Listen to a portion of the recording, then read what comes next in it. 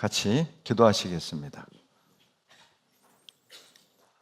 사랑이 많으신 좋으신 우리 하나님, 멸망받아 마땅한 우리를 대신하여 저주와 십자가의 고난을 받으시고 값없이 흘리신 보혈로 단번에 구원해 주신 은혜 감사드립니다.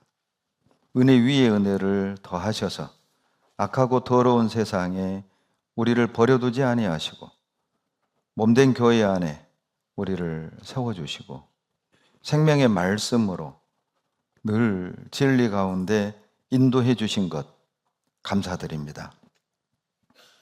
지난 한 주간 하나님의 은혜의 날개 아래 살게 하시고 베풀어 주신 은혜를 기억하며 이 시간 하나님께 찬양과 영광을 돌리기 원합니다.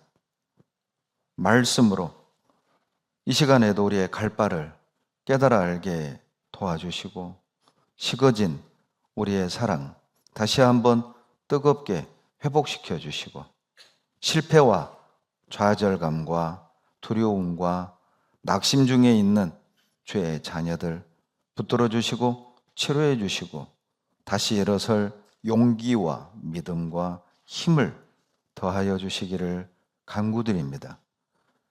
모든 각 사람의 심령 가운데 성령을 충만히 부어주셔서 육신을 이기고 자기 정욕을 이기고 생각을 버리고 주님이 이끄시는 대로 순종하며 주님을 좇는 우리의 삶을 통해서 어둠 가운데 헤매는 인생들이 빛 가운데 인도되어지게 도와주시고 우리가 이 세상의 이종표가 되어서 행복으로 진리로 구원으로 인도할 수 있도록 우리 모두를 들어 사용해 주시옵소서.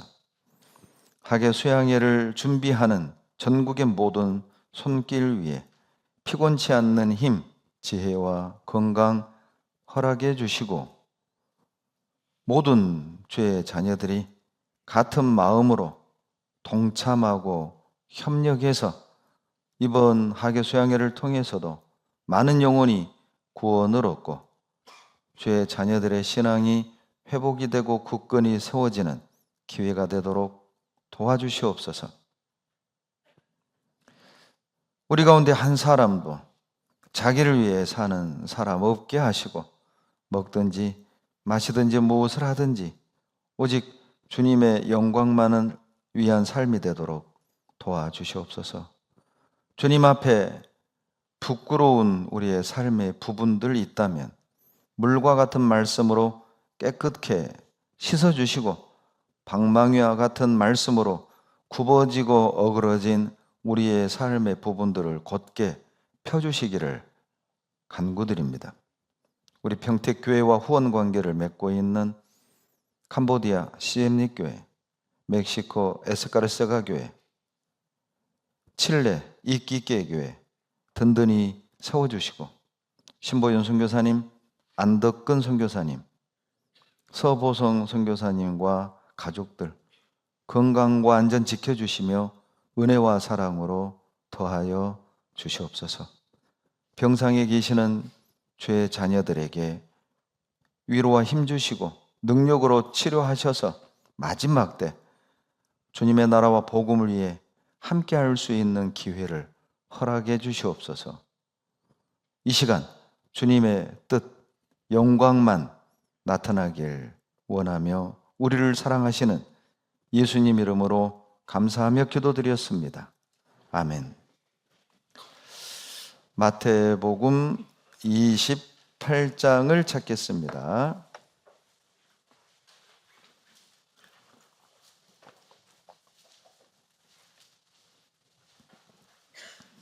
마태복음 28장 1절부터 제가 읽어드리도록 하겠습니다. 안식일이 다하여 가고 안식 후 첫날이 되려는 미명에 막달라 마리아와 다른 마리아가 무덤을 보려고 왔더니 큰 지진이 나며 주의 천사가 하늘로서 내려와 돌을 굴려내고 그 위에 앉았는데 그 형상이 번개 같고 그 옷은 눈같이 희건을 수직하던 자들이 저를 무서워하여 떨며 죽은 사람과 같이 되었더라. 천사가 여자들에게 일러 가로되 너희는 무서워 말라. 십자가에 못 박히신 예수를 너희가 찾는 줄을 내가 아노라. 그가 여기 계시지 않고 그의 말씀하시던 대로 살아나셨느니라. 와서 그의 누우셨던 곳을 보라. 또 빨리 가서 그의 제자들에게 이르되 그가 죽은 자 가운데서 살아나셨고 너희보다 먼저 갈릴리로 가시나니 거기서 너희가 배우리라 하라. 보라, 내가 너희에게 일렀느니라 하거늘. 10절까지 같이 읽습니다. 그 여자들이 무서움과 큰 기쁨으로 무덤을 빨리 떠나 제자들에게 알게 하려고 다름질할세 예수께서 저희를 만나 가라사대 평안하뇨 하시거늘. 여자들이 나아가 그 발을 붙잡고 경배하니 이에 예수께서 가라사대 무서워 말라. 내가 가서 내 형제들에게 갈릴리로 가라 하라. 거기서 나를 보리라 하시니라. 마태복음 27장에서 주님이 십자가에 죽으시고 무덤에 장사되었습니다.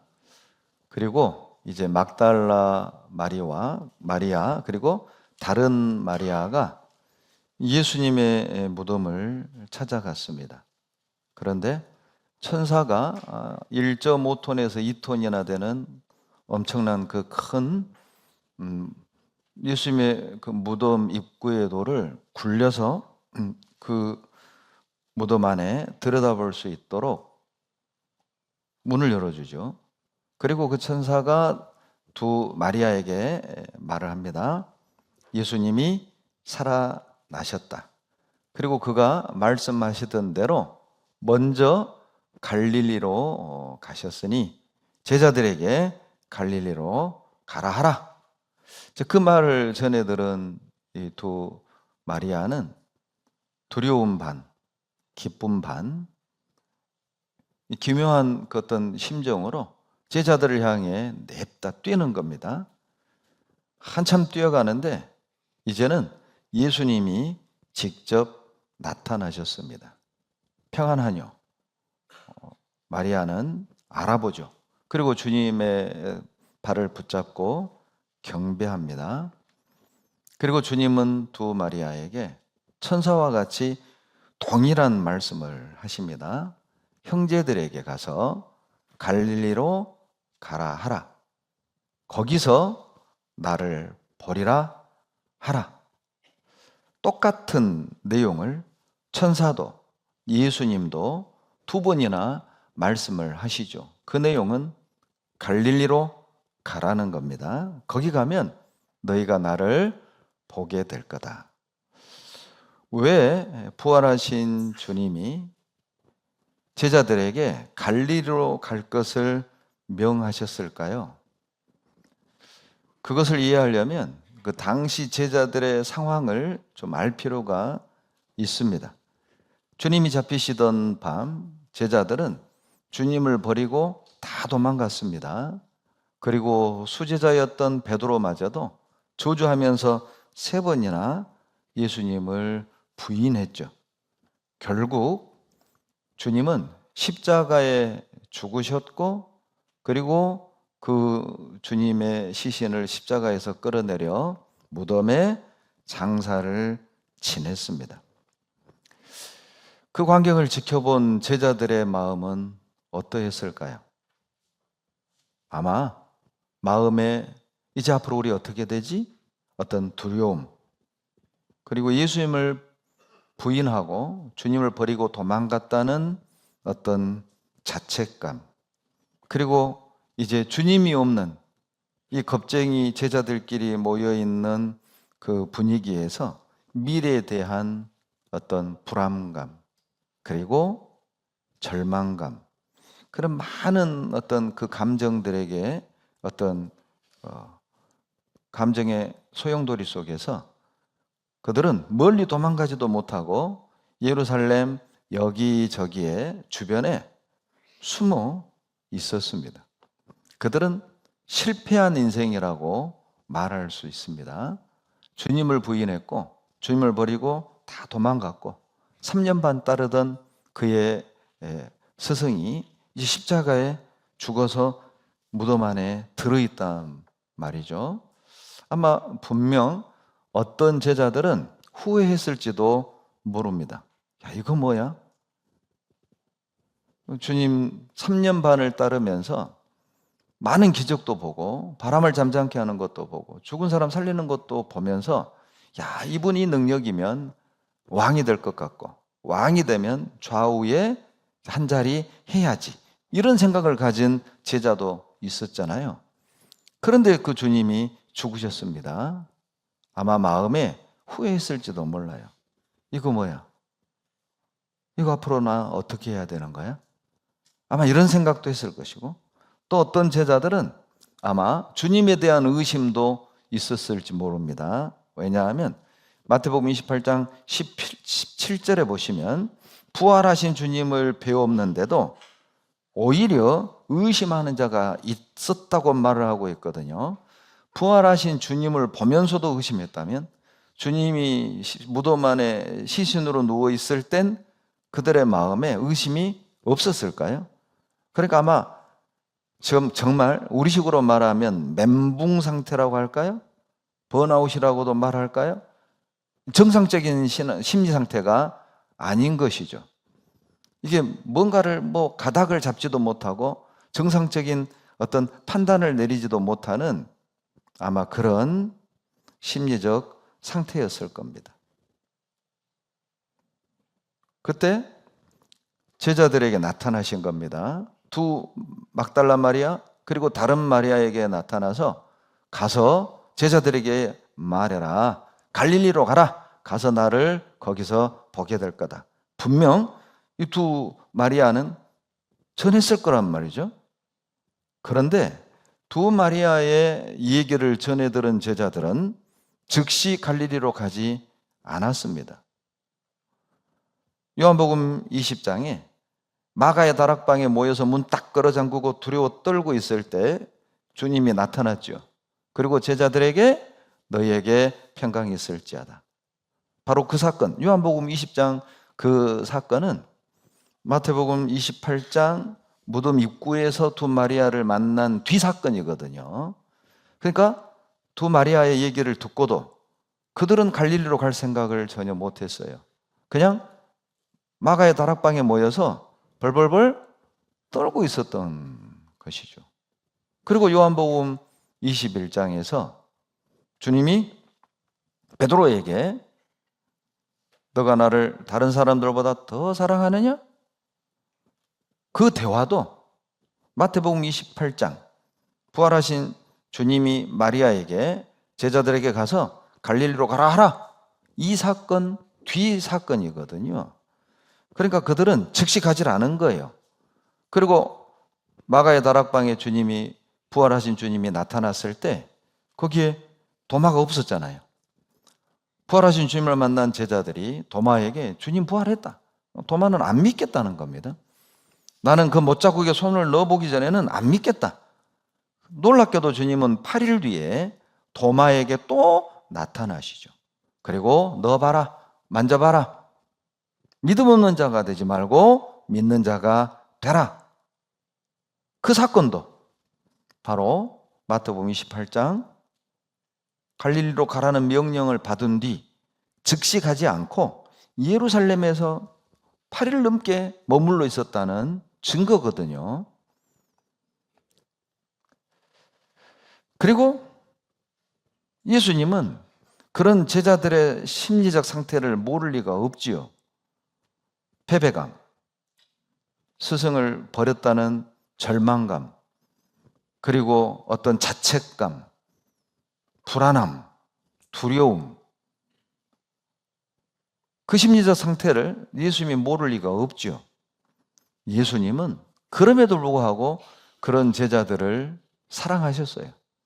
요한복음 13장 1절에 자기 사람을 사랑하시되 끝까지 사랑했다고 그랬잖아요. 그리고 그 제자들의 발을 다 씻겨주시죠. 요한복음 13장에서 말이죠. 주님은 유다가 팔 것도 알고 제자들이 버리고 도망갈 것도 알고 베드로가 3번 부인할 것도 아시면서 제자들의 발을 다 씻기셨던 겁니다. 주님은 다 아시면서도 그 제자들을 사랑했어요. 부활하신 주님이 동일하게 그 제자들을 사랑했습니다. 포기하지 않으신 것이죠.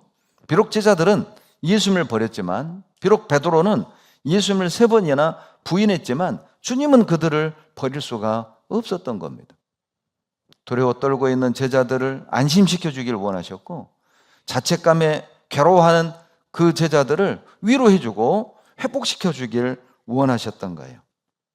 자, 어떻게 부활하신 주님이 자책하고 실패하고 넘어져 포기하려는 그 제자들, 두려워 떨고 있는 그 제자들 위로해 주고 회복시켜 줄 수 있을까? 그 방법이 바로 갈릴리로 가라는 거예요. 갈릴리로 가면 자책감에 시달리고 패배감에 젖어 있고 두려워 떨고 있는 제자들이 다시 회복이 되고 다시 주님을 따르고 다시 주님의 일을 할 수 있는 힘을 얻을 수 있는 길이었기 때문입니다. 그래서 천사도 갈릴리로 가라, 부활하신 주님도 갈릴리로 가라 하신 거예요. 여러분, 갈릴리가 어떤 것이죠? 여러분, 갈릴리는 예수님이 제자들을 처음 만났던 곳이었잖아요. 예수님이 처음 복음을 전했던 곳이 여러분 바로 갈릴리입니다. 마태복음 4장 찾아보시죠. 마태복음 4장 18절입니다. 갈릴리 해변에 다니시다가 두 형제 곧 베드로라 하는 시몬과 그 형제 안드레가 바다에 금을 던지는 것을 보시니 저희는 어부라. 갈릴리 해변에서 그물을 던지고 있는 베드로, 안드레를 만났고, 또 갈릴리 해변에서 그물을 깁고 있는 세베대 아들 요한, 그 형제 야고보를 갈릴리 해변에서 만났다는 겁니다. 그리고 그 갈릴리에서 복음을 두루 전하셨죠.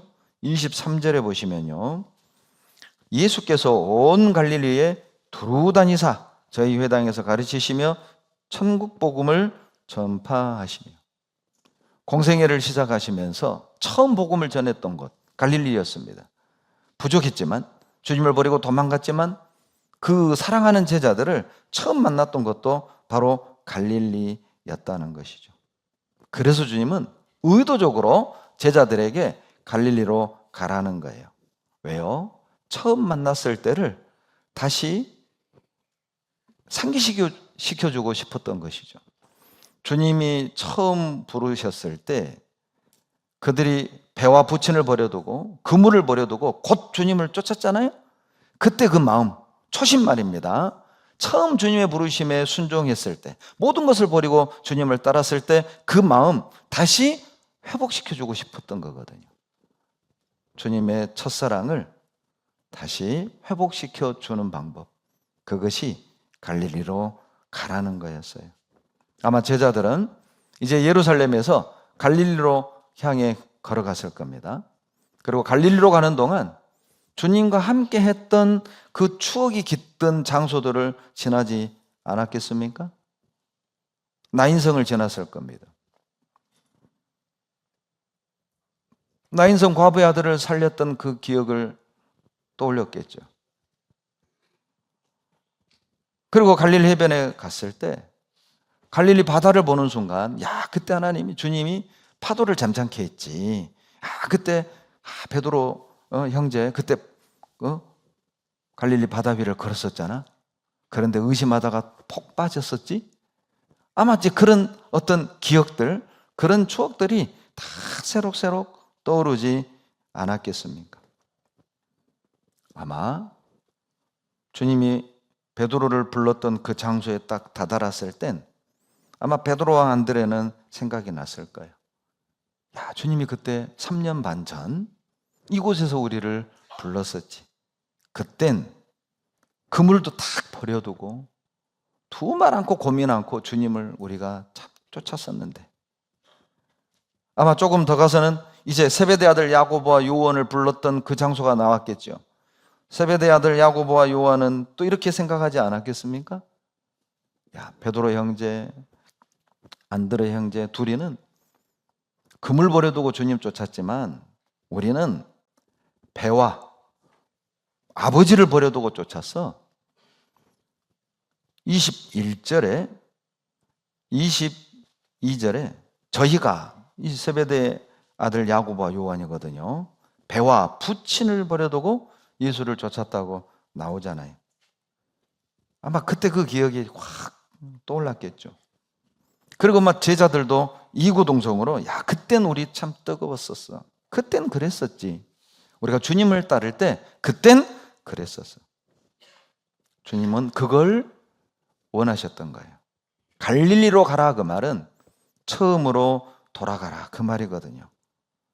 실패하고 좌절감에 젖어 있을 때,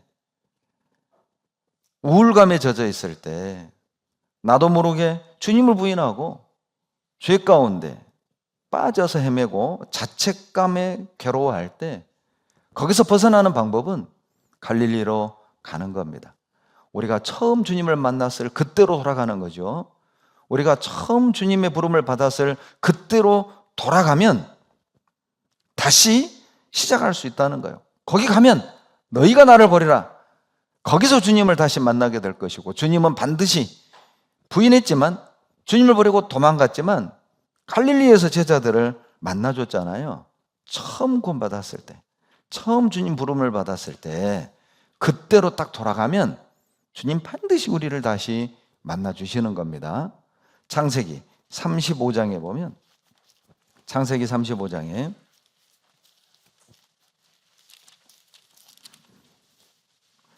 하나님이 야곱에게 이르시되, 35장 1절입니다.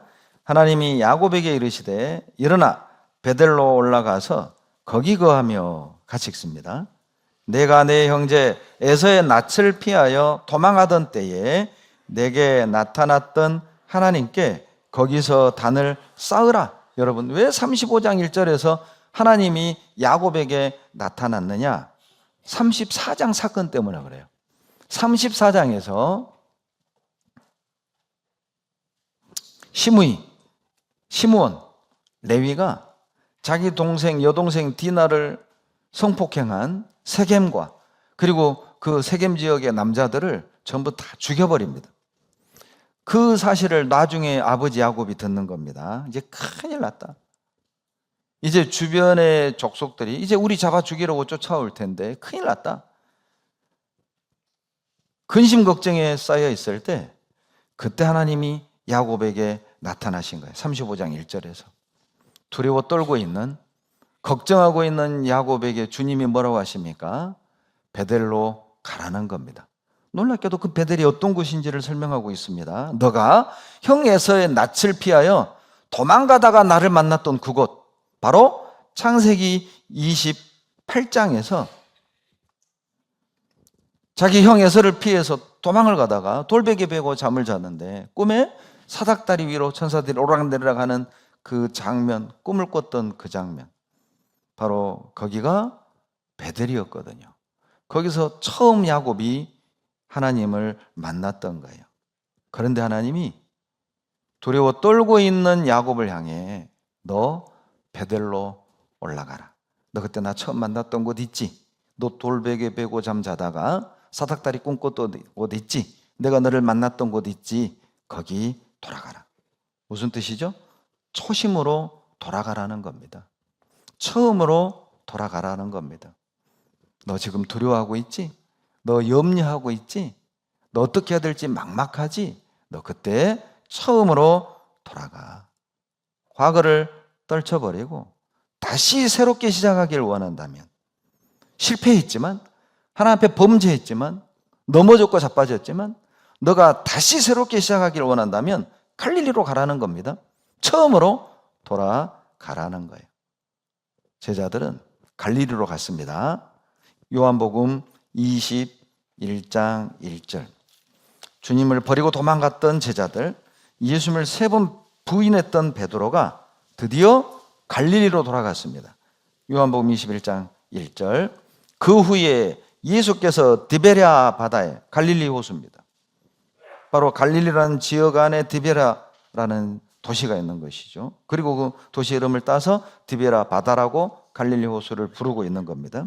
똑같은 지명입니다. 갈릴리 호수, 디베랴 바다. 또 제자들에게 자기를 나타내셨으니 나타내신 일이 이러하니라. 드디어 갈릴리로 가라는 주님의 명령을 다시 기억하고 이제 그들은 패배감에 젖어 있고 좌절감에 젖어 있고 두려워 떨고 있는 그들은 그래? 가자. 주님이 갈릴리로 가면 거기서 볼 수 있다고 했으니 가자. 요한복음 21장 1절에 갈릴리로 돌아왔습니다. 그리고 15절에서 베드로를 향해 주님이 이렇게 얘기하시죠. 15절. 저희가 조반 먹은 후에 예수께서 시몬 베드로에게 이르시되 요한의 아들 시몬아 내가 이 사람들보다 나를 더 사랑하느냐 하시니 가로되 주여 그러하여다. 내가 주를 사랑하는 줄을 주께서 아시나이다. 주님이 베드로를 베드로야 이렇게 부르지 않았습니다. 시몬아 이렇게 부른 겁니다. 무슨 차이죠? 베드로가 주님을 쫓은 뒤 시몬에게 베드로란 새로운 이름을 주님이 지어주신 거죠. 베드로는 새로운 이름이었어요. 원래 베드로의 이름은 시몬입니다. 주님을 만나기 전 베드로의 이름은 시몬입니다. 부활하신 주님이 당신을 3번 부인했던 베드로를 다시 만나서 베드로야 이렇게 부르지 않고 의도적으로 원래 이름, 주님을 만나기 전 이름, 제자가 되기 전 이름, 이방인이었던 그 이름 시몬을 부른 거예요. 시몬아 너가 나를 다른 사람들보다 더 사랑하느냐. 왜 베드로라고 부르지 않으셨을까요? 왜 시몬이라는 이름을 부르셨을까요? 다시 시작하자는 거죠. 처음 이 자리에서 너 만났었지? 3년 반 전에 우리 다시 시작하자. 베드로야 너 나 3번 부인했지? 괜찮아. 다시 시작하자. 베드로야 너무 자책하지 마. 너무 괴로워하지 마. 우리 다시 시작하자. 시몬아 다시 시작하는 거죠. 놀랍게도 주님이 부활하신 뒤 만약 요한복음 21장에서 베드로를 만나주지 않았다면 상상을 해보십시다. 주님이 베드로와 이 대화를 하지 않으셨다. 그냥 은근슬쩍 대충 넘어갔다. 어땠을까요? 베드로의 마음은 어땠을까요? 솔직히 꺼내기 싫은 기억이잖아요. 주님을 3번 저주하면서 부인했습니다. 제자 베드로 입장에서는 상기시키기 싫은 기억, 지워버리고 싶은 기억, 다시 꺼내고 싶지 않은 사건이잖아요. 그러니까 그냥 부활하신 주님이 나타났지만 미안하고 죄송하고 창피한 베드로는 그냥 멀리 제자들 저 뒷쯤에 그냥 은근슬쩍 그냥 그저 그렇게 그냥 은근히 구렁이 담 넘어가듯 넘어갈 수도 있잖아요. 그렇게 했다면 말이죠. 베드로가 과연 십자가에 거꾸로 죽을 수 있었을까요? 나머지 제자들은 베드로를 어떻게 생각을 했을까요? 주님은 베드로를 직접 부르셨어요. 아마 주님이 직접 베드로를 만나 깨끗하게 지나간 실수, 지나간 잘못, 베드로의 어떤 아킬레스건이죠. 아픈 손가락이잖아요. 그걸 깨끗하게 정리해 주지 않았다면 베드로는 평생 자책감, 열등의식, 그리고 다른 제자들 앞에서 자기 의견도 못 냈을 겁니다. 3번이나 부인했던 사람이 무슨 할 말이 있겠습니까? 주님은 의도적으로 베드로와 만나신 거예요. 깨끗하게 지난 과거를 정리해 주신 거죠. 여러분, 베드로의 허물이잖아요. 베드로의 부끄러운 과거잖아요.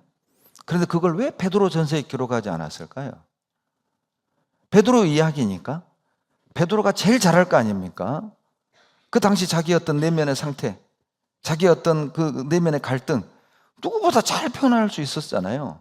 그러면 베드로 전서에 기록하든 베드로 후서에 기록하든 베드로 자기 이야기니까 말이죠. 그런데 베드로의 허물이고 베드로의 이야기임에도 불구하고 베드로 전후서에 기록하지 않았어요. 요한복음에 기록했습니다. 요한이 기록을 한 겁니다. 요한복음에다가 기록을 한 겁니다. 왜 그렇습니까? 주님이 베드로를 용서하시고 베드로를 회복하신 것을 다른 제자들에게 객관적으로 알려주신 거예요. 주님이 사랑하신 베드로, 주님이 용서했고 주님이 받아주신 실패하고 부인했던 베드로, 누가 비난할 수 있습니까? 베드로는 깨끗하게 자기의 과거, 자기의 실패, 자기의 범죄, 자기의 잘못 딱 정리하고 새로운 베드로로 살 수 있게 된 것이죠. 거기가 갈릴리였어요. 갈릴리로 가지 않았다면 베드로는 지금도 주눅이 들고 제자들의 비난의 대상과 패배자의 대명사로 불리지 않았겠습니까? 갈릴리로 가십시오. 범죄했습니까? 주님을 부인했습니까? 부끄러운 죄가 있습니까? 실패했습니까? 미래가 두렵습니까? 우울감에 시달리고 계십니까? 갈릴리로 가셔야 됩니다. 처음 주님 만났을 때, 처음 주님 부름을 받았을 그때로 말이죠. 우리가 범죄하고 실패했을 때 때로는 우리는 다 끝났다, 포기하고 싶을 때도 있죠. 그러나 베드로의 이야기는 갈릴리로 가라고 말씀하시는 주님의 명령 속에서 우리가 한 가지 발견할 수 있는 은혜가 뭐냐면, 주님이 끝났다고 하시기 전엔 끝난 것이 아니라는 겁니다. 주님이 끝내기 전에는 여러분, 우리 끝난 것 아닙니다. 주님이 끝내지 않았는데 내가 먼저 끝내려 말하는 겁니다. 실패했다고 해서, 넘어졌다고 해서, 하나님의 부끄러운 것이 있다고 해서 포기하거나 낭망하지 마라. 갈릴리로 가면 다시 시작할 수 있어요. 여러분, 요나라는 선지자는 니느웨에 가서 복음을 전하라는 주님의 명령을 직접 받았잖아요. 그런데 그 명령이 자기 마음에 안 든 겁니다. 저 원수 니느웨는 망해야 되는 것이 정상인데, 아니 저 원수들에 가서 복음 전하라고? 난 그렇게 못해. 그리고 세상에 요나서 1장 3절에 보면 요나가 여호와의 낯을 피하려고 일어나 다시스로 도망하려고. 놀랍죠. 자, 세상에 선지자 중에 이런 사람도 있어요. 의도적으로 주님의 명령을 직접 받았는데 그것이 마음에 안 드니까 여호와의 낯을 피하려고 정반대 길로 가는 거예요. 이런 선지자도 있더라니까요. 그런데 나 같으면 이놈 봐라, 넌 끝, 넌 여기까지. 요나는 요나서 1장 3절에서 끝날 수도 있었어요. 그리고 요나 2 버전을 쓸 수도 있잖아요. 업그레이드된 버전으로. 요나는 버리고 요 너를 다시 쓸 수 있잖아요. 요 누라든가 이런 사람. 그런데 하나님은 큰 물고기도 따로 예비하시고 풍랑을 일으켜서 요나를 물고기 뱃속에 집어넣어 가지고 다시 앞으로 토해내버렸잖아요. 하나님이 다른 선지자 써도 되지 않습니까? 요나는 할 말 없어요. 지가 싫어서 도망갔으니까. 하나님이 요나를 폐하고 다른 선지자를 사용한다 할지라도 요나는 할 말이 없는 거라니까요. 그런데 하나님은 요나를 끝까지 쓰신 거예요. 요나에게 끝까지 기회 줬잖아요. 우리 하나님은 그런 하나님입니다. 우리가 실패하고 범죄하고 주님을 등지고 떠날 수도 있죠. 그런데 나의 아버지는 너는 그걸로 끝. 그게 아니라 갈릴리로 가라. 다시 시작하자. 하나님은 기회를 주시는 하나님이셔요. 지금 내가 실수했다고, 지금 내가 실패했다고 끝난 것이 아닙니다. 주님이 끝내기 전엔 내가 끝낼 수 없어요. 다시 시작하자는 겁니다. 신명기 30장 10절.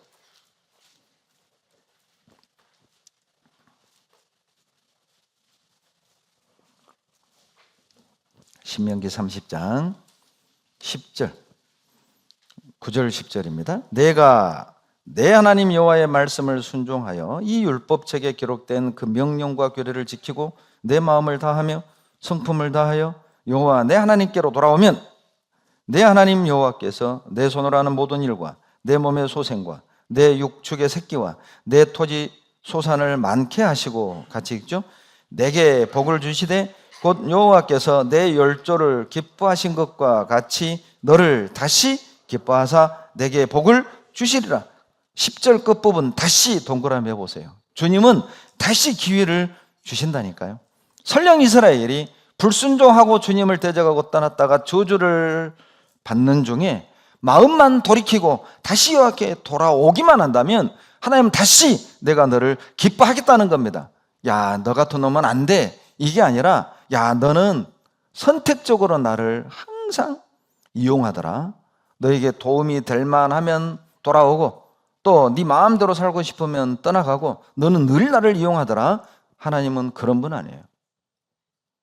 다시 하나님의 나를 기쁘게 받아주셔요. 하나님은 실패하고 넘어지고 자빠진 나에게 다시 기회를 주시기를 원하셔요. 패배감, 절망감, 자책감에 사로잡혀 있는 이 제자들을 주님은 위로해주고 싶었던 거예요. 다시 다독여주고 싶었던 거예요. 그래서 갈릴리로 가라고 하신 겁니다. 실패한 제자들이, 주님을 버리고 도망갔던 그들이 다시 주님의 일을 하려면 반드시 위로받고 먼저 회복이 돼야 되는 거거든요. 그래서 갈릴리가 적당했던 거예요. 요한복음 21장 3절을 찾습니다. 요한복음 21장 3절.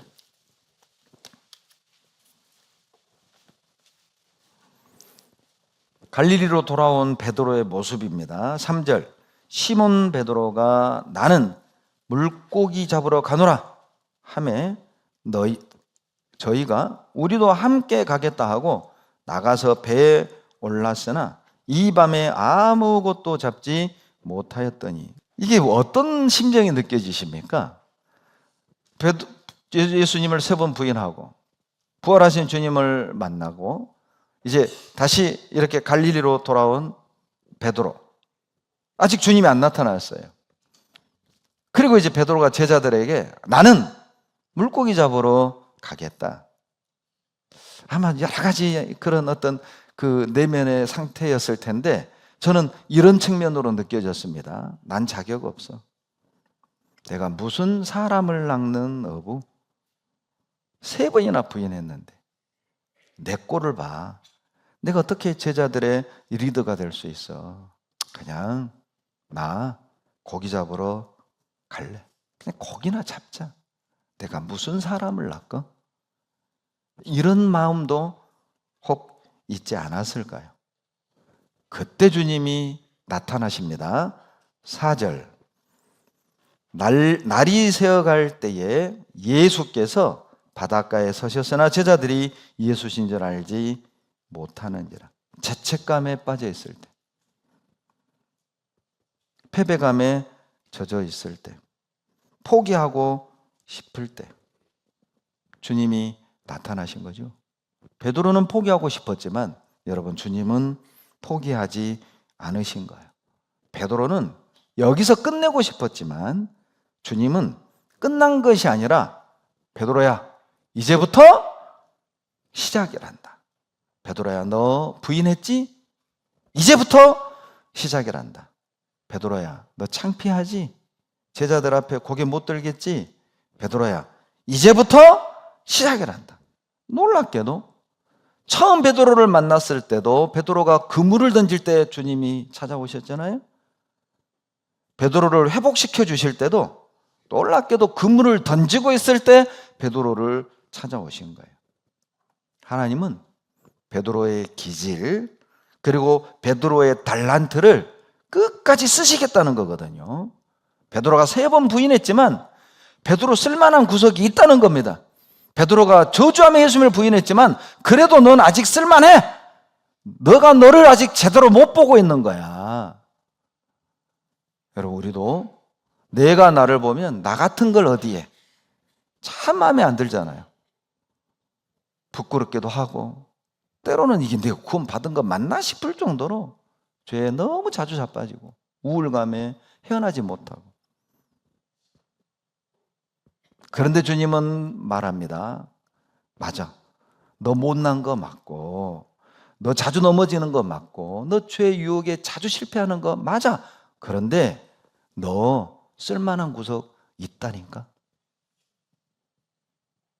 베드로는 포기하고 싶었지만 주님은 포기하지 않았어요. 베드로는 끝내고 싶었지만 주님은 이제부터 시작이라고 말씀하시는 겁니다. 베드로는 밤새 그물을 던졌습니다. 그런데 아무것도 잡지 못했다고 3절에 말씀하시죠. 베드로 심정이 어땠을까요? 네? 부인하고 그리고 갈릴리 와서 그물은 밤새 던졌는데 고기는 하나도 안 잡혀. 베드로 어떤 생각했을까요? 난 되는 게 없어. 뭐 이랬을 수도 있죠. 그러죠? 야, 나라는 인간은 이게 되는 게 없어. 하는 것마다 안 돼. 이런 마음 안 들었을까요? 체념하지 않았을까요? 베드로는 아마 더 깨달았을 겁니다. 주님 없이는 안 돼. 주님을 떠나서는 안 돼. 내 경험, 내 능력으로는 안 돼. 베드로는 어디에 그물을 던졌을까요? 나는 고기 잡으러 가노라. 그리고 그물을 두고 배를 끌고 바다로 나갔습니다. 어디에 그물 던졌을까요? 베드로는 압니다. 갈릴리 바다에서 잔뼈가 굵은 어부였기 때문에 어느 지점에 그물을 내려야 고기가 있는지 안다니까요. 여러분, 고기가 길이 있습니다. 아무데나 그물 치면 우럭 잡히는 게 아니에요. 우럭에 길이 있다니까요. 이건 내 말이 아니라 제가 동해에 있을 때 어부였던 형제님이 하신 얘기예요. 우럭 잡으려면 언제쯤 어디에다 그물을 내려야 되는지 시기와 장소가 있어요. 그러니까 베드로는 어디에 그물을 내리면 고기를 잡는지를 안다니까. 포인트를 알아요. 낚시꾼들이 포인트 안다며요. 봐요. 예. 그 포인트를 안대. 그러니까 그게 이제 고수와 하수의 차이래요. 하수는 그냥 아무 데나 낚싯대 던져. 그러죠? 근데 고수는 안 돼요. 어디쯤에 던져야 되는지. 그러니까 고수들은 던지면 낚아. 하수들은 던지면 뜯겨. 그런 차이가 있대요. 베드로는 철저히 깨달은 거예요. 내 경험, 내 능력으로 사는 것이 아니다. 주님 없이 되는 게 없다. 아마 별 생각 다 했을 거예요. 말은 못해도. 한 번 던진데 못 잡아, 2번 던진데 허탕, 3번 던진데 허탕. 자기가 알고 있는 모든 포인트는 다 가봤을 거 아니에요. 한 번도 한 마리도 못 건졌어요. 아마 그때 철저하게 인정하게 됐을 거예요. 주님 없이는 안 돼. 주님 떠나서는 안 돼. 아주 극히 기본적인, 극히 원론적인 답으로 다시 돌아오는 겁니다. 신앙생활은 어려운 게 아닙니다. 내가 순간 잊어버려서 그렇지 주님 없인 안 되는 거예요. 고린도후서 12장 9절로 10절 같이 읽겠습니다. 내게 이르시기를 내 은혜가 내게 족하도다. 이는 내 능력이 약한 데서 온전하여 짐이라 하신지라. 이러므로 도리어 크게 기뻐함으로 나의 여러 약한 것들에 대하여 자랑하리니 이는 그리스도의 능력으로 내게 머물게 하려 함이라. 그러므로 내가 그리스도를 위하여 약한 것들과 능욕과 궁핍과 핍박과 곤란을 기뻐하노니 이는 내가 약할 그때에 곧 강함이니라. 건강한 신앙. 어떤 신앙이죠? 내가 약할 때 강해진다는 사실을 아는 사람이요. 자기의 실패, 자기의 부족한 것으로 우울해하는 것이 아니라 그렇기 때문에 주님을 더 붙드는 사람. 그것이 믿음 있는 사람의 모습이죠. 그것이 건강한 신앙의 모습이에요. 신앙이 병들면 한 번 넘어질 때 나는 안 돼. 두 번 넘어질 때 우울감에 사로잡히고 죄를 못 이기면 포기하고 싶고 죄 해결하기 전까지는 나는 교회 안 와. 봉사 못 해. 이 더러운 모습으로 내가 어떻게 교제가 어떻게 봉사해? 병든 신앙이죠. 정상적인 신앙, 건강한 신앙은 그래서 교제 나오는 겁니다. 그래서 교회가 없으면 안 되고, 그래서 혼자서는 안 되고, 그래서 형제자매들이 없으면 안 되고, 그래서 주일 수요일 말씀을 들어야 하는 이유가 되는 거예요. 약할 그때에 우리는 강해지는 때입니다. 넘어질 때가 우리가 설 때고, 실패할 때가 우리가 일어설 때고, 승리할 때고, 약할 때가 강해질 때라는 거예요. 하나님이 모세를 부를 때 젊은 40대의 왕자 모세를 부른 게 아니에요. 80의 목동 모세를 불렀습니다. 지금도 80이면 연세가 많은 축이잖아요. 40의 왕자 모세보다 하나님은 80의 목동 모세를 부르신 거예요. 왜요? 그래야 하나님이 드러나니까요. 출애굽기 4장 10절에 80된 목동 모세를 불렀을 때 모세의 반응은 나 본래 말에 능치 못한 자입니다. 사도행전에 말 잘했다고 나옵니다. 여러 가지 언어를 몇 개 국어를 했던 사람이에요. 왕자였으니까 우리식으로 말하면 육사 출신, 정예과 출신, 통치해야 되니까요. 그런데 80의 목동 모세는 드디어 뻣뻣한 혀를 갖게 된 거예요. 그러죠. 40년을 양들하고 어울렸는데 양하고 무슨 대화를 했겠어요? 그러니까 이제 혀도 굳어지고 웅변력도 떨어지고 그때 하나님이 부르신 거예요. 여러분, 언제 하나님이 우리를 부르죠? 나는 안 돼. 난 못해요, 주님. 그때 부르신다니까요. 가끔 우리가 교회에서 역할이 주어지면 두려운 마음에 저는 감이 아니에요. 저는 못해요. 이렇게 거부하는 분들이 있죠. 기억하십시오. 그래서 하나님이 나를 부르신 거예요. 못할 걸 아시고 부족하니까 부르신 거예요. 여러분 할 줄 알고 잘났으면 애초에 맡기질 않아요. 그런 분들이 막 들이받고 다니거든요. 그런데 못하고 부족하다고 인정하는 사람은 두려워해요. 두려워해요. 교만을 두려워해요. 형제자매들 앞에 나서는 걸 두려워해요. 그러니 무릎 꿇는 시간이 많을 수밖에 없고 그런 분은 말과 행동에서 다른 사람들의 마음을 사로잡는 거예요. 하나님이 모세를 부르는데 40년 기다리신 겁니다. 40의 왕자 모세는 살인 저질렀죠? 그러나 80의 목동 모세는 자기를 죽이려고 덤비는 자기 동족을 위해 용서해달라고 기도하는 그런 아량, 그런 온유함, 그런 넓은 마음이 필요했던 것이죠. 주님께 쓰임받기 원한다면 열정보다 필요한 게 품는 겁니다.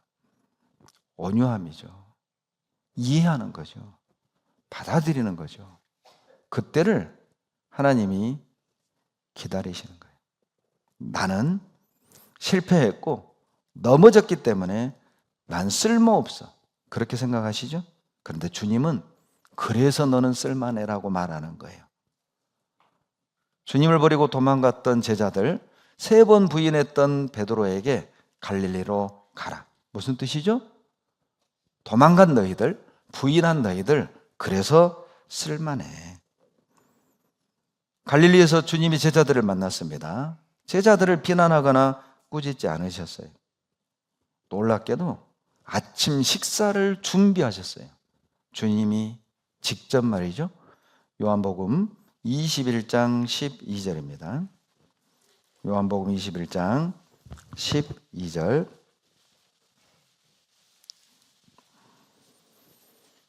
예수께서 가라사대 와서 조반을 먹으라 하시니 제자들이 주신 줄 아는 거로 당신이 누구냐? 감히 묻는 자가 없더라.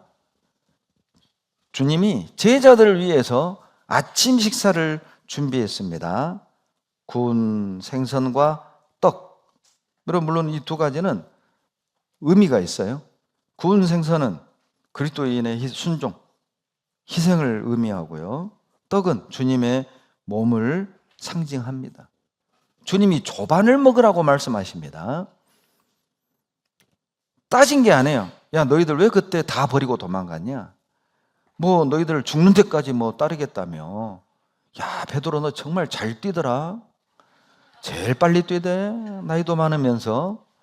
뭐 이런 서운한 그런 비난과 책망을 한 게 아니라 조반을 주셨다니까요. 어떤 의미일까요? 이거 먹고 힘내라는 거예요. 이거 먹고 다시 주님의 일을 하자는 거예요. 이거 먹고 회복하라는 것이죠. 여러분 어때요? 우리 아이들 키울 때 아이들이 잘못을 했을 때 호되게 꾸짖고 뭐 회초를 치고 나면 좀 미안하잖아요. 예? 그러니까 뭐 이제 피자도 좀 시켜주고 통닭도 시켜주고 막아! 이러는 엄마도 있죠. 그게 이제 이걸로 끝내자 그런 의미도 있어요.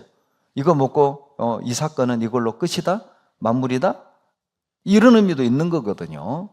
조반을 먹으라. 뭐예요? 과거 잊으라는 거예요. 이제 과거에 매이지 말라는 거예요. 너의 잘못 내가 다 알고 있으니까, 너의 죄를 내가 다 알고 있으니까 이제 이거 먹고 힘내서 새롭게 같이 가자. 여러분, 주님의 일을 하는 사람들은 위로가 필요합니다. 먹는 것이 필요합니다. 열왕기상 19장에 보면 로뎀나무 아래서 그 살아서 승천했던 엘리야도 하나님께 죽여달라고 하나님께 떼를 쓰잖아요. 하나님, 나 죽여주세요. 나 솔직히 살기 싫어요. 그 위대한 선지자 엘리야도 죽여달라는 겁니다. 그때 하나님이 이렇게 엘리야에게 반응하시죠. 열왕기상 19장 7절입니다. 열왕기상 19장 7절. 죽여달라고 애원하는 엘리야를 향해서 오냐 죽여주마 이게 아닙니다. 7절 같이 읽겠습니다. 여호와의 사자가 또 다시 와서 어루만지며 이르되 일어나서 먹으라. 내가 길을 이기지 못할까 하노라 하는지라. 어루만져 주셨어요. 어루만져 주셨어요. 그리고 먹으라는 거예요. 위로해 주셨어요. 힘을 주셨어요. 괜찮다고. 엘리야야 괜찮다. 우리 다시 시작하자. 그런 뜻이잖아요. 그런데 엘리야는 그걸 먹고 회복은 했지만 아직도 굴에 머물렀습니다. 9절에 보면 엘리야가 그곳 굴에 들어가 거기서 유하더니 여호와의 말씀이 저에게 임하여 이르시되, 같이 읽죠? 엘리야야 내가 어찌하여 여기 있느냐? 무슨 뜻이죠? 엘리야야 어찌하여 내가 여기 있느냐? 무슨 뜻입니까? 엘리야야 너 왜 굴에 들어가 있냐? 너가 있을 곳은 굴이 아니야. 여기가 너가 있을 곳이 아니야. 너 왜 여기 있는 거야?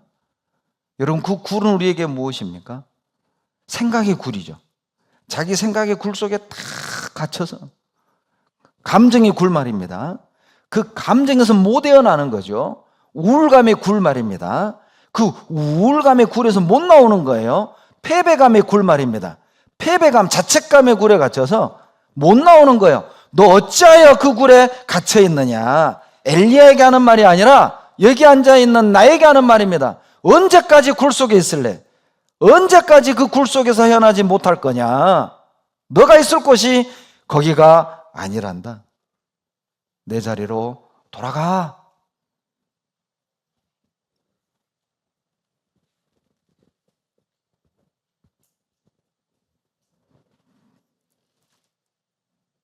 갈릴리는 주님과 많은 추억이 깃든 곳이었습니다. 예루살렘에서 갈릴리로 돌아올 때 그런 흔적들을 그들은 보았을 거예요. 오병이어의 기적을 베푸셨던 곳, 떡 7개 물고기 2마리로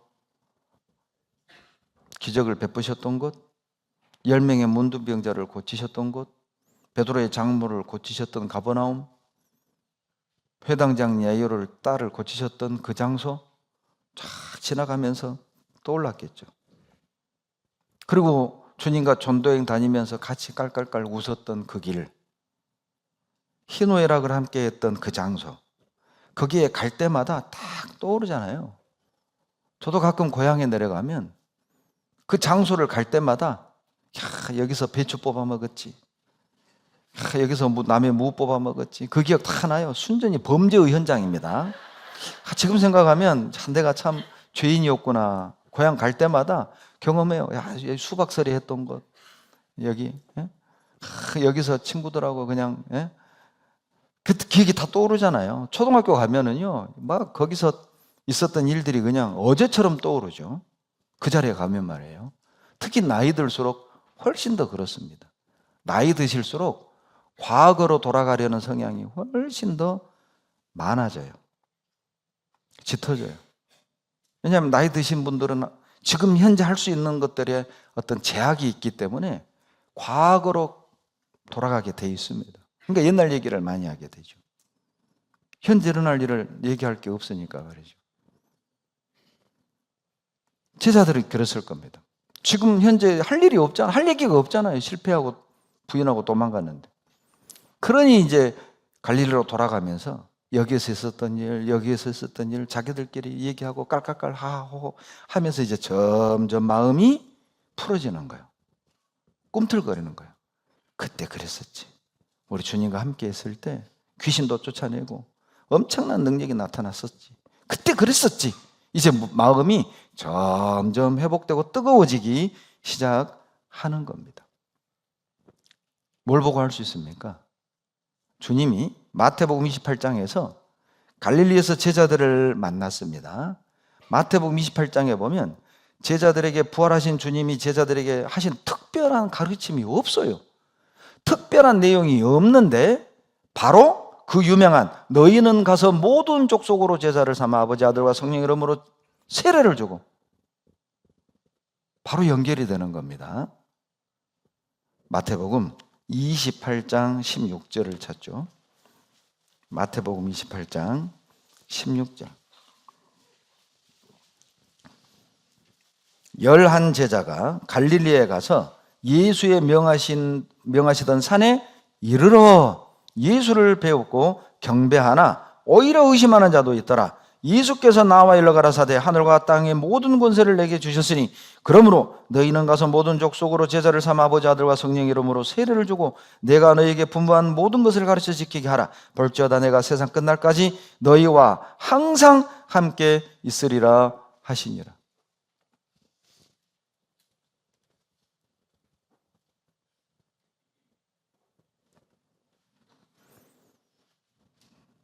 특별한 가르침이 없었습니다. 부활하신 주님이 갈릴리에서 제자들을 다시 만나고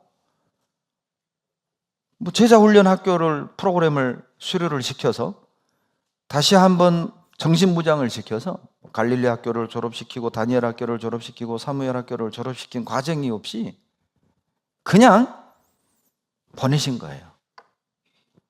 그게 가능했죠. 왜요? 갈릴리로 돌아오면서 살아난 거죠. 갈릴리로 돌아오면서 회복이 된 겁니다. 그리고 요한복음 20장과 21장 그 사건을 통해서 하나님이 베드로를 다시 회복시켜 주신 거예요. 제자들을 다시 회복시켜 주신 겁니다. 이제 가도 되는 거예요. 이제 모든 족속으로 제자를 삼아 아버지, 아들과 성령 이름으로 세례를 줘도 될 정도로 하나님이 회복을 시켜놓은 겁니다. 누가 신앙생활을 잘할까요? 여러분, 어떤 사람이 하나님 앞에 실수하고 넘어지고 자빠지고 부끄러운 유혹에 넘어졌다가 어떤 사람이 다시 일어서서 새 출발할 수 있을까요? 바로 신앙의 추억이 많은 사람입니다. 신앙의 추억을 많이 가지고 있는 사람은 여러분 빨리 회복합니다. 빨리 회복합니다. 하계 수양회장에서 많은 추억을 가지고 있는 사람은 수양회가 기다려지죠. 구역 모임에서 좋은 추억을 가지고 있는 사람은 구역 모임을 기다린다니까요. 각종 교제 안에서 좋은 추억을 가지고 있는 사람은 교회를 사랑하고 하나님 앞에 부끄럽고 넘어지고 자빠지는 허물이 있어도 다시 일어나서 돌아오는 거예요. 그래서 신명기 7장 19절에 내가 본 큰 시험과 이적과 기사와 강한 손과 편파를 기억하라. 여러분, 신명기의 주제를 한 단어로 말하라. 기억하라. 리멤버입니다. 리멤버. 기억하라는 거예요. 가나안 요단강을 건너 정복하기 전 모압 평지에서 가나안을 바라보면서 이제까지 40년 헤맸을 때 주님이 주셨던 말씀과 은혜를 다시 한번 정리하는 것이 신명기잖아요. 거듭신 명할명. 재정리하는 거잖아요. 그 신명기거든요. 그게 뭐죠? 기억하라는 거예요. 40년 광야 헤맬 때 하나님이 너희를 어떻게 인도했느냐, 너에게 어떤 사랑과 은혜를 베풀었느냐, 만나 먹지 않았냐, 구름기둥 불기둥으로 인도해서 여기까지 오지 않았냐, 바위 깨서 물 주지 않았냐, 메추라기 보내서 고기 주지 않았냐. 기억해. 그거 기억해. 지난 살아온 날들을 기억해라. 너가 어떻게 여기까지 왔는데 그게 너의 능력이냐, 너의 실력이냐, 너의 믿음이냐? 모든 것이 은혜였다. 넌 망해서 죽을 사람이었어. 그런데 하나님이 여기까지 인도한 거잖아. 그런데 교만해? 그런데 포기해? 그런데 이렇게 살아? 신앙의 추억을 가진 사람들은 빨리 일어설 수 있어요. 이길 수 있어요. 사무엘상 17장 37절입니다. 사무엘상 17장 37절.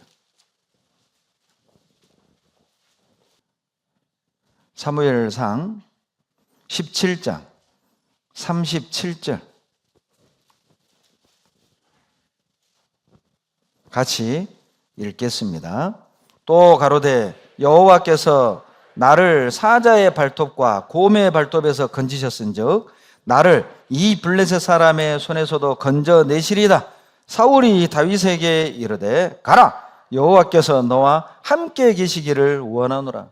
누구도 골리앗과 싸우려 하지 않았어요. 그런데 10대 후반에 다윗이 싸우러 가겠다는 겁니다. 사람들이 말리죠. 너 안 돼, 너 어려. 그런데 그때 다윗이 한 말이죠.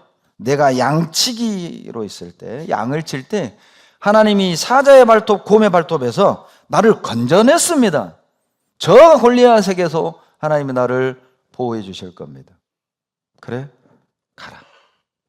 신앙의 추억을 가지고 있는 사람들은 여러분 골리앗도 이길 수 있어요. 골리앗처럼 버티고 있는 이 현실도 극복해낼 수 있습니다. 어떤 싸움도 담대하게 싸워 이길 수 있다니까요. 어떤 사람이요? 신앙의 추억을 많이 가지고 있는 사람. 왜 하나님이 갈릴리로 가라고 했을까요? 여러분, 또 하나의 교훈은 주님이 어떤 분인지를 알려주기를 원하셨던 거예요. 예수님이 어떤 분인지를 깨닫게 해주고 싶었던 거예요. 갈릴리는 주님이 가장 많은 기적을 베푸신 곳입니다. 마태복음 8장에서 호수를 잠잠케, 풍랑을 잠잠케 하신 곳이잖아요. 군대 귀신 쫓아내신 곳도 바로 갈릴리입니다. 손에 장애가 있는 손 마른 사람을 곧게 펴주신 것도 바로 이곳 갈릴리입니다. 떡 5개 물고기 2마리로 5,000명을 먹이신 것도 바로 이 갈릴리입니다. 물 위를 거리시는 것도 바로 이곳 갈릴리였습니다. 10명의 문둥병자를 깨끗이 치유하신 것도 바로 이곳 갈릴리였다니까요. 그 장소를 지날 때마다 주님이 하셨던 일들, 주님이 베푸신 기억을 그들이 다시 떠올렸을 것이고, 그때 그들은 깨달았을 거예요. 맞아, 예수님이 하나님이셨지. 예수님이 창조주셨지. 우리 예수님이 하나님이셨지. 분명히 그들은 깨달았을 거예요. 갈릴리는 사나운 폭풍, 환란의 시험에서 평안을 얻는 장소였습니다. 갈릴리는 실패하고 낙심한 영혼들이 다시 용기를 얻는 장소였던 것이죠. 갈릴리는 실망과 좌절에 빠진 자녀들이 다시 충전하는 곳이었어요. 그래서 갈릴리로 가라는 것이죠. 마태복음 4장 19절. 아마 제자들에게 아주 강렬하게 기억이 되는 것이 이 장면일 겁니다. 마태복음 4장 19절. 분명히 이 말씀이 강렬하게 떠올랐을 거예요. 마태복음 4장 19절. 다 같이 읽겠습니다. 말씀하시되 나를 따라오너라. 내가 너희로 사람을 낚는 어부가 되게 하리라 하시니. 가장 처음 만났을 때 주님이 제자들에게 했던 말씀이잖아요. 첫 마디였잖아요. 나를 쫓아라. 사람을 낚는 어부가 되게 하겠다. 갈릴리로 돌아오는 순간 제자들은 자신들이 어떤 사람인지, 우리가 어떤 일을 해야 되는지 분명히 깨닫게 됐을 거예요. 갈릴리에서 주님을 다시 만난 순간, 그래, 나는 고기 잡는 어부가 아니라 사람을 낚는 어부였지. 그래, 내가 여기서 고기나 잡고 있을 사람이 아니지. 사람을 낚는 것, 이것이 나의 일이었지. 본인이 해야 할 일을 깨달았을 거예요. 본인이 가야 될 길이 어떤 길인지를 그들은 깨닫게 된 거예요. 갈릴리로 가게 되면 내가 어떻게 살아야 될지가 분명해집니다. 내가 지금 이렇게 살아도 되는 건지, 내가 지금 이 마음으로 살아도 되는 건지, 내가 지금 시간과 물질을 이렇게 써도 되는 건지, 갈릴리로 돌아가면, 처음 주님이 나를 구원했을 때 그때로 돌아가면, 주님이 나를 부르셨을 때 그때로 돌아가면 분명해진다니까요. 내가 어떻게 살아야 될까? 내가 어떤 길을 가야 될까? 왜 갈릴리 사람이었을까요? 제자들의 태반이 갈릴리 출신입니다. 왜 갈릴리 출신들을 부르셨을까요? 예수님 당시 이스라엘은 행정구역이 3등분이었습니다. 예루살렘을 중심으로 가장 넓은 땅덩어리, 유대라고 하죠. 유대, 행정구역입니다. 그리고 나인성에서 가나, 그리고 가버나움, 벳세다, 갈릴리 바다를 낀 북쪽 지역을 갈릴리라고 불렀어요. 갈릴리 도 안에 나인이라는 도시도 있었고, 가나라는 도시도 있었고, 가버나움이라는 도시도 있었고, 벳세다라는 도시도 거기에 다 있었습니다. 주님이 3년 반 공생의 주무대가 바로 그 갈릴리 지역이었죠. 그리고 요단강 동편 너머로 그 넓은 지역이 베레아, 유대, 갈릴리. 그런데 이 갈릴리는 역사적으로 보더라도 비극의 장소입니다. 12지파가 가나안을 딱 정복하고 제비를 뽑아 땅을 분배받는데 오늘날 갈릴리 지역을 분배받은 지파가 스불론, 아셀, 납달리 자손들이었어요. 그런데 사사기에 보면 그들이 그 갈릴리 지역에 들어가서 거기 살고 있는 원주민들을 다 쫓아내고 순수 유대인만 거주할 수 있도록 땅을 만들었어야 되는데 원주민을 다 쫓아내지 못합니다. 그 원주민들과 유대 자손이 섞여 사는 곳이 갈릴리였어요. 그리고 우리식으로 말하면 강원도 정도, 이스라엘의 강원도입니다. 산간 지역이니까. 그러니 당시 이스라엘 사람들이 볼 때 갈릴리 사람 하면 촌사람, 갈릴리 사람 하면 이방인과 섞인 것들 무시당하는 거예요. 그러니까 빌립이 나다네엘을 부를 때 요한복음 1장 46절에서 나다네엘이 뭐라고 받아칩니까? 야, 갈릴리에서 무슨 선한 것이 일어날 수 있어? 나사렛에서 무슨 선한 것이 나올 수 있어? 요한복음 7장에 대제사장과 그리고 이 바리새인들이 예수님 잡아오라고 종들을 보냅니다. 그래서 종들이 예수님 설교를 듣고 감동을 하고 그냥 돌아와요. 너희들 왜 그냥 돌아와? 설교를 들어봤더니 이제까지 저렇게 말씀하는 사람이 없었습니다. 너희들도 갈릴리 사람이냐? 그때 니고데모가 나서죠. 아니, 우리 법에 증인도 없이 증거도 없이 심판하는 거 봤냐? 그러니까 나머지 제사장들이 니고데모를 몰아붙이죠. 갈릴리에 선지자가 나지 못하느니라. 갈릴리에서는 선지자가 나지 못해. 그 정도로 당시 이스라엘 사람들에겐 갈릴리는 천박한 곳이었어요. 당시에도 유명한 리더, 정치 지도자 한 명도 없는 인구 150에서 200명 정도밖에 살지 않는 그런 작은 시골 촌구석이었다니까요. 그런데 거기에 사람들을 제자로 부르신 거예요. 이유가 있습니다. 사람들에게는 무시당했지만 갈릴리 사람들은 메시아 사상이 아주 강했던 사람들이야. 왜요? 이사야 9장에 자기 도시 이름이 나옵니다. 갈릴리가 나와요. 갈릴리에 하나님의 영광이 가득 찰 것을 예언했잖아요. 이사야 9장을 찾습니다. 이사야 9장 1절로 2절. 전에 고통하던 자에게 흑암이 없으리로다. 옛적에는 여호와께서 수불론 땅과 납달리 땅으로, 바로 이 갈릴리입니다. 수불론 납달리 지파가 정복한 곳이거든요. 배정받은 곳이거든요.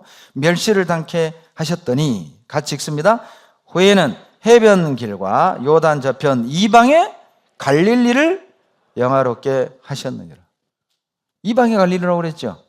이방인과 섞여 있었기 때문에 유대인들의 행정교육임에도 불구하고 이방인 취급을 받았고 무시받았던 거예요.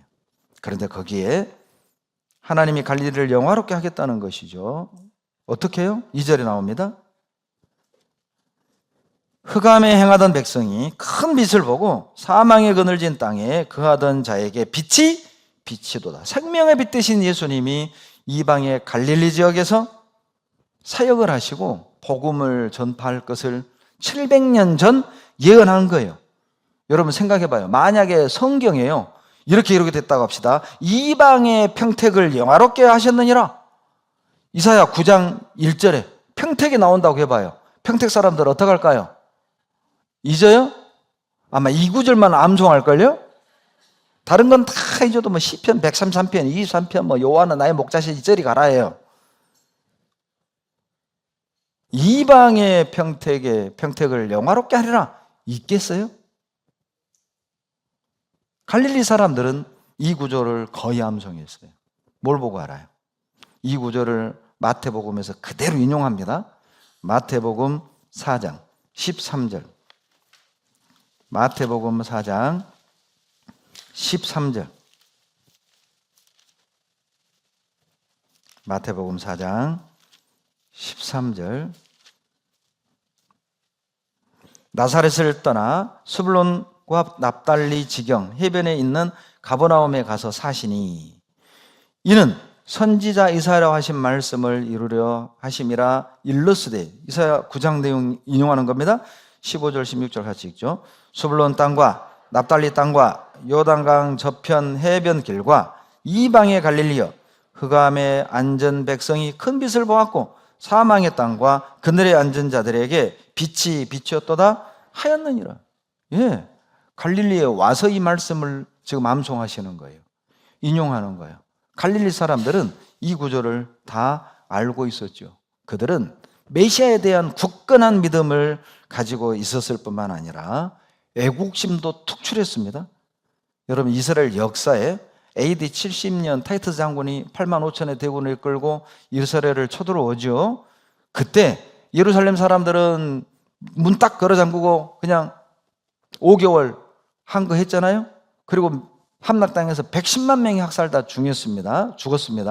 그런데 갈릴리 사람들은요, 끝까지 버텼어요. 끝까지 항전했다고 기록에 나옵니다. 그러니까 갈릴리는 사람들에게는 무시당하고 촌동네 무식쟁이라고 멸시당했지만 그들 마음속에는 메시아를 향한 확실한 믿음이 있었을 뿐만 아니라 자기 나라와 동족을 사랑하는 애국심이 특심했습니다. 기질이 달랐던 것이죠. 그래서 무시당하는 갈릴리 사람들을 제자로 부르신 거예요. 스가랴 13장입니다. 스가랴 13장.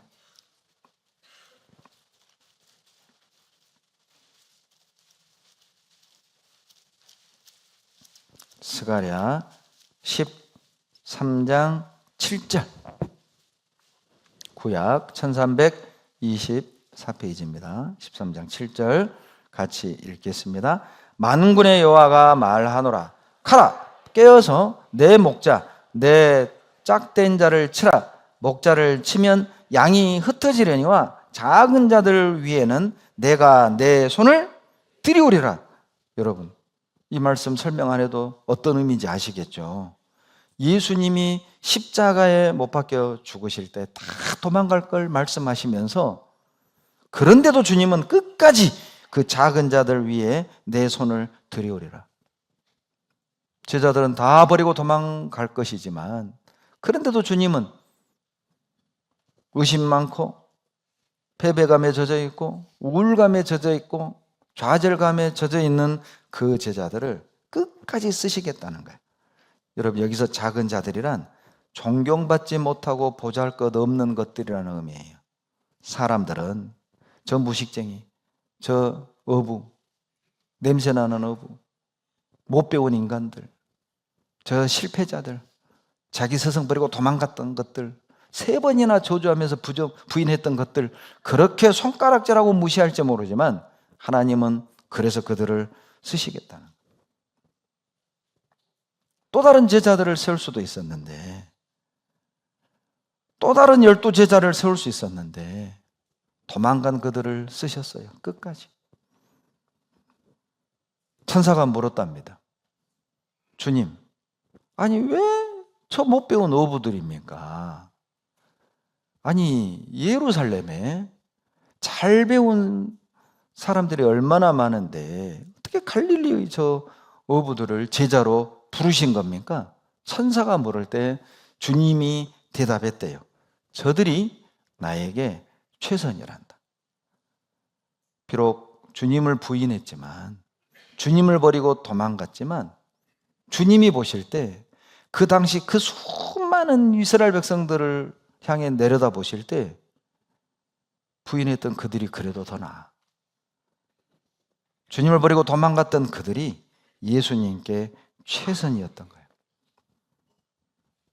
여러분, 여기 앉아있는 우리가 주님께 최선일 수 있지 않을까요? 비록 부족하지만, 비록 늘 넘어지고 자빠지지만, 생활 속에서 우리도 주님을 부인하지만 주님이 나를 최선으로 생각하지 않을까요? 그래서 이 시간 다시 시작할 수 있는 기회를 주신 거예요.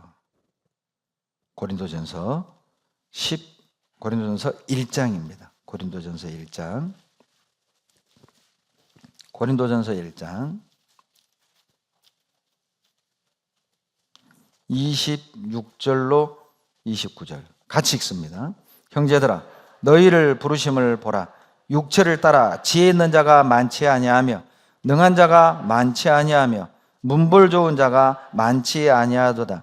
그러나 하나님께서 세상에 미련한 것들을 택하사 지혜 있는 자들을 부끄럽게 하려 하시고 세상에 약한 것들을 택하사 강한 것들을 부끄럽게 하려 하시며 하나님께서 세상에 허천한 것들과 멸시받는 것들과 없는 것들을 택하사 있는 것들을 폐하려 하시나니 이는 아무 육체라도 하나님 앞에서 자랑하지 못하게 하려 하심이라. 왜 하나님이 우리를 구원하셨습니까? 이 세상에 대한민국에 얼마나 잘 배우고 똑똑한 사람 많은데 왜 여기 앉아있는 나를 선택하셨죠? 그 이유가 바로 27절부터 나오죠. 우리는 미련하든지 약하든지 천하든지 멸시받든지 없든지 이 중에 하나에 속한 사람들이에요. 그래서 우리를 구원하신 거예요.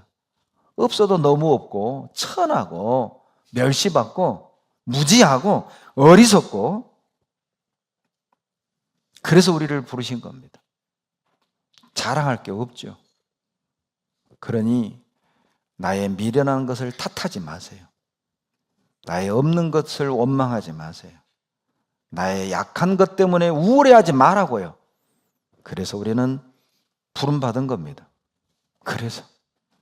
그래서 우리가 할 일은 또 약해 넘어지고 또 범죄하고 주님을 부인할 때 굴에 들어갈 것이 아니라 자기만의 굴에 들어갈 것이 아니라 우리가 할 일은 다시 또 갈릴리로 가는 겁니다. 우리 각자의 갈릴리가 있잖아요. 주님을 처음 만났을 때 그때, 처음 구원을 받았을 때 그때, 우리 처음 은혜 받았을 때 그때로 돌아가십시오. 갈릴리로 가라. 여러분, 갈릴리로 갑시다. 8월 12일부터 15일 갈릴리로 갑시다. 우리 6차 개소양이죠? 우리 평택권역입니다.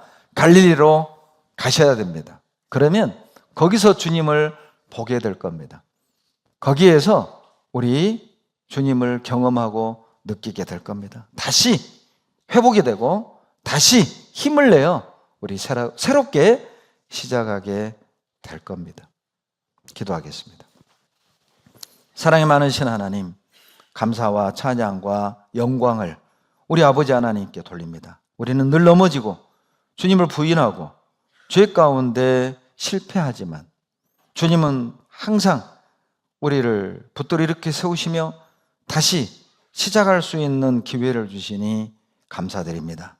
우리의 연약함, 우리의 미련함, 우리의 없는 것을 보고 불평하고 원망하고 낙심하는 것이 아니라 그러기에 그때마다 일어나 갈릴리로 나아가 처음 은혜를 받았던 때, 처음 우리 주님을 만났던 때, 그때를 기억하고 다시 용기 내어 새롭게 주님과 함께 십자가를 지고 고난의 길을 걸어갈 수 있도록 도와주시옵소서. 우리에게 믿음의 눈을 열어서 주님이 주신 은혜, 우리가 가야 될 길 깨달아 알게 도와주시옵소서. 우리를 사랑하시는 예수님 이름으로 감사하며 기도드렸습니다. 아멘.